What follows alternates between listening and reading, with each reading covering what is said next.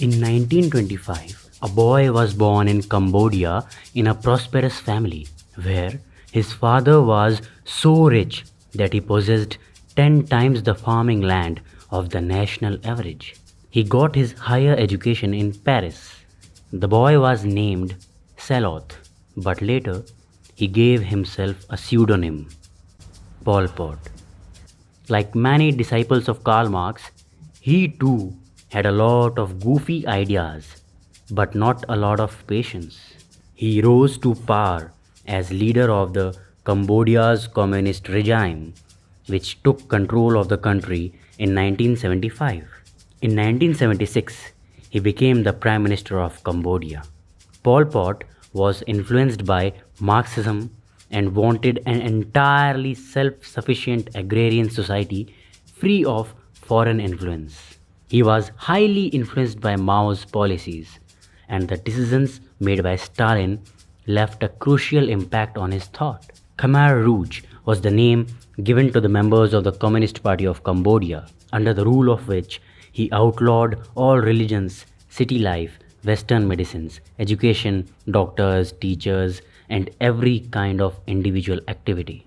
He declared that the nation would start again at year zero and that society was about to be purified. He forced the citizens to toil on collective farms and got the cities emptied.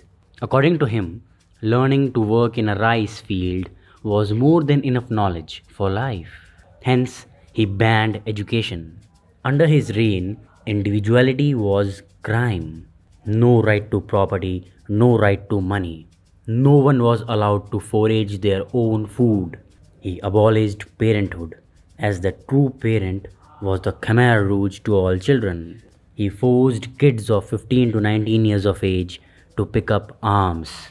In the Tuol Sleng genocide, a high school was turned to an infamous prison in Phnom Penh and was renamed S21. It was guarded and managed by 1,500 armed little soldiers. Out of 20,000 people imprisoned on baseless grounds, only 7 survived. Soldiers, teachers, administrators, everyone was killed. Anyone whom he considered elite was put to an end. Some were even killed simply because they wore glasses. He believed that he is making a perfect egalitarian society, while in fact he was one of the biggest communist totalitarian.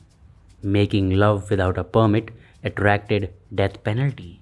There was a 12 years old girl who ruled an entire section of the country just because she was loyal enough to the authorities. Hence, merit wasn't the basis of job. The working schedule for laborers were 4 a.m. in the morning to 10 p.m. in the night, with only 2 short breaks and 180-gram rice per person for 2 days allowance. Starving people were forbidden to eat the fruits and rice which they were harvesting. In the villages, unsupervised gatherings of more than 2 persons were forbidden.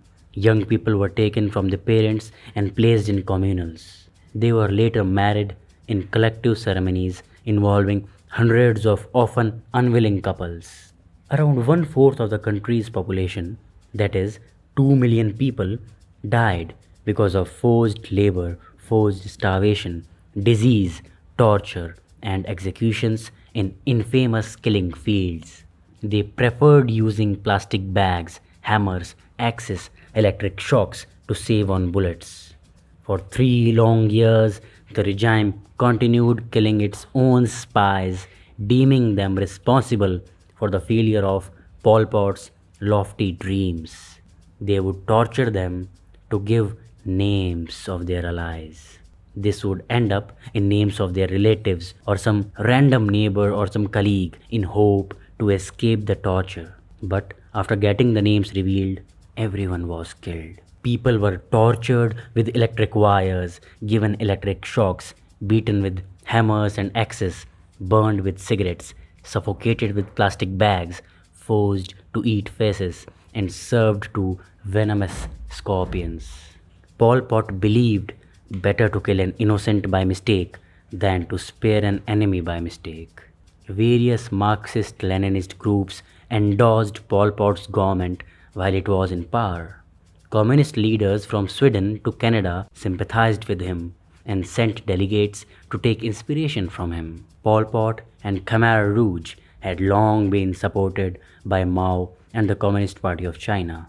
It is estimated that at least 90% of the foreign aid to Khmer Rouge came from China, with in 1975 alone seeing at least 1 billion US dollar as interest-free economic and military aid. Pol Pot and other Khmer Rouge officials met with Mao in Beijing in June 1975, receiving approval and advice.